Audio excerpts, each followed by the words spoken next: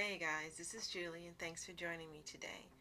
In this review, I want to quickly talk about a movie called The Irishman, produced and directed by Martin Scorsese, that recently began streaming on Netflix. So it's not a new movie, but it was a new movie for me, originally releasing in 2019. Now, this isn't something I normally would review. It's an epic gangster film, and I really don't watch those. I did watch a few, however, with my mom or a nana, and she loved these type of movies, so I actually watched this in honor of my mom. And probably a year or two ago I wouldn't be able to do it. It would have made me sad, but I thought about her and enjoying seeing her happy watching them with her. So this review is in honor of watching those movies with my mom. She's seen The Godfather and Godfather 2 and some other movies that came out in the 70s. I haven't seen those. The movies I did watch with her are Scarface, but I've also seen with her Casino with Sharon Stone, Robert De Niro, and Joe Pesci. I also watched with her Goodfellas many times, which is a classic with Pesci, De Niro, the late Ray Liotta. And I myself watched the entire series of The Sopranos. Now, oddly enough, she didn't want to see that and didn't watch it, but I personally enjoyed The Sopranos from beginning to end. So, let's talk about The Irishman. It stars Robert De Niro, Al Pacino, and Joe Pesci. Ray Liotta would have been wonderful in this. Also, it stars Ray Romano, Bobby Cannavale, Anna Paquin, Stephen Graham, Stephanie Kursuba, Jesse Plemons, and Harvey Keitel in supporting roles. Now, when I first saw this trailer, I wasn't sure what it was about. I didn't even understand that Al Pacino was portraying Jimmy Hoffa. So I was surprised when I actually watched the trailer prior to watching the movie on Netflix. So the story follows Frank Sheeran, played by De Niro, who's a truck driver who becomes a hitman involved with the mobster Russell Bufalino, portrayed by Pesci, and his crime family, before later working for Teamster Jimmy Hoffa, portrayed by Pacino. The Irishman comes from the fact that Frank Sheeran is Irish. Now on screen when it comes on, the title comes up as I Heard You Paint Houses.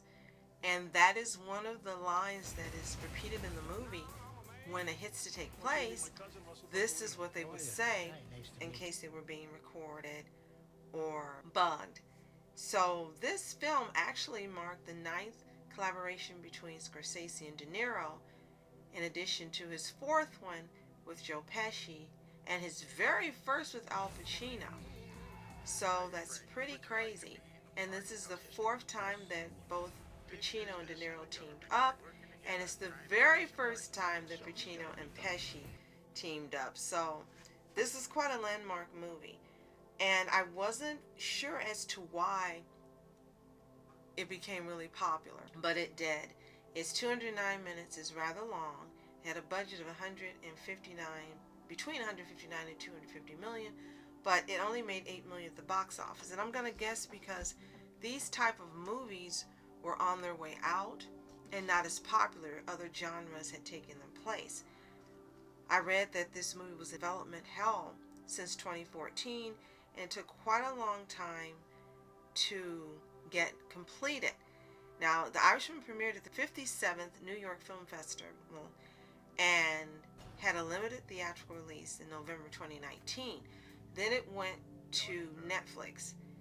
It was removed from Netflix and then brought back again. Now, it had critical acclaim and praise for Scorsese's direction, the production, the costuming, the editing, the screenplay, cinematography, the use of de-aging effects, and of course the performances. And it was named the best film of 2019 by the National Board of Review and was one of the top 10 films of the year rated by the American Film Institute.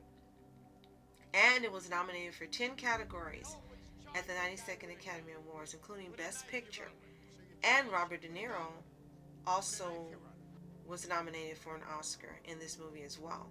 So why should you watch this movie? Well, as I mentioned, the acting is absolutely on point, and it follows in one sense the standard scripting of a mobster movie where you find out about them younger and then how they made it to the echelon they're at now within the mob. And then usually it takes their demise and plays it out. But what was really different about this movie is it did something a little different. The movie starts with Sheeran, elderly, in a nursing home. And he's talking to someone, I'm assuming someone who's interviewing him, or maybe he's actually talking to the audience and he's breaking the fourth wall. And he's discussing what he used to do, how he rose in the ranks, and what this meant for his life and how it affected his life. And you can see he's at the end of his life.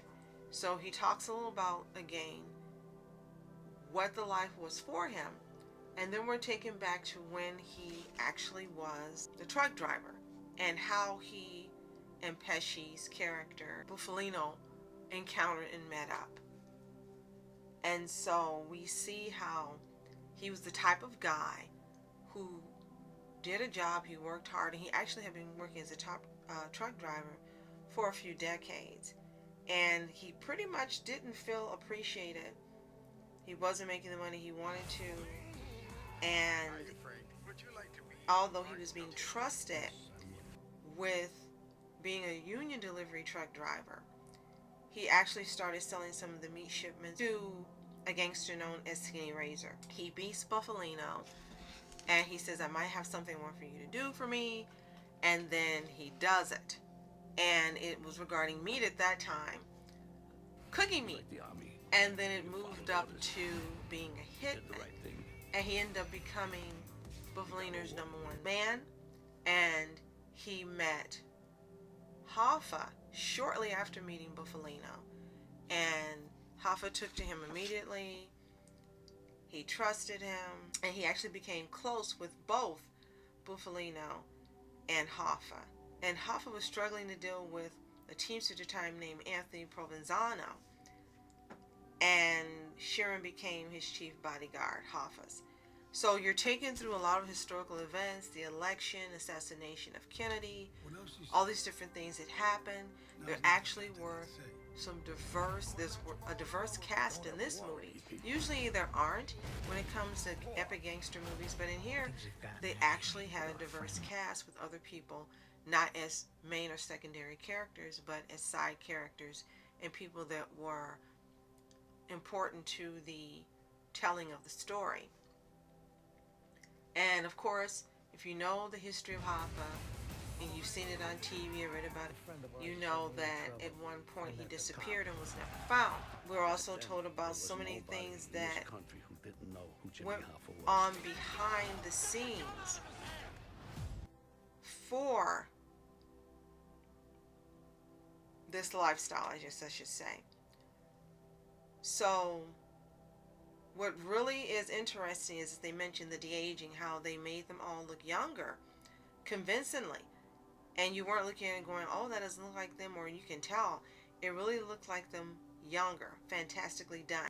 What I like about it is how we are taken through not only the events, but the emotions they felt and the conflicts that some of them have and the decisions that they made and the consequences of those decisions. For Sheeran, his youngest daughter, never wanted to deal with him. She figured out that what he was doing with the hits, and she slowly didn't talk to him anymore. She wouldn't deal with him anymore. She wouldn't interact with him anymore. And then she cut off all association with him, even when he was older in a nursing home and tried to call her and talk to her and say he just wanted to meet with her. She wouldn't meet with him. This is a really, really tragic telling of various peoples within the organization at different levels, and the family members and the effects it had on them as a result of those actions and decisions they took. And it's just really engaging. Now, I didn't sit down and watch it the entire time at once because it was a little heavy in some of the violence. And usually, unless I was watching these type of movies with our Nana, I really I didn't watch them without her, so this is the very first time that I have. Because of that, I watched it in 3 segments, but I still did enjoy the writing and the performance, the cinematography, the period piece clothing, the settings. I really enjoyed all of it. Now, again, The Irishman received 10 nominations for Best Picture, Best Director, Best Supporting Actor for Pacino and Pesci, and Best Adapted Screenplay, Best Production Design, Best Cinematography, Best Costume Design, Best Film Editing, Best Visual Effects, and Robert De Niro was nominated for Best Actor. Now, it failed to win any of those awards. It was also nominated for 5 awards for the 77 Golden Globe Awards, including Best Motion Picture and Drama. So if you are a fan of these type of movies, or if you just want to see a wonderful collaboration between actors that are known for these type of films and a director and producer who's known for churning out fantastic work of this caliber, then you should watch The Irishman. If you're squeamish and you don't like to see this type of things, then I don't recommend it. Again, I watched in honor of our Nana. I'm glad I did. I actually enjoyed thinking about the times I watched these type of movies with her and her enjoyment of them and just spending time with her. So if you have a family member that loves these type of movies, use it as an opportunity to spend some time with them and enjoy something together, so you'll have some great memories as well. Be sure to like and subscribe for more videos like this, as well as my other videos and so much more. Thank you for joining me. I really appreciate you so much. Feel free to share this video as it helps out my channel a lot. I'm Julie. Continue to be happy, healthy, and whole. See you next time. Frank Sheeran. Am I saying that right? Yeah, you said it.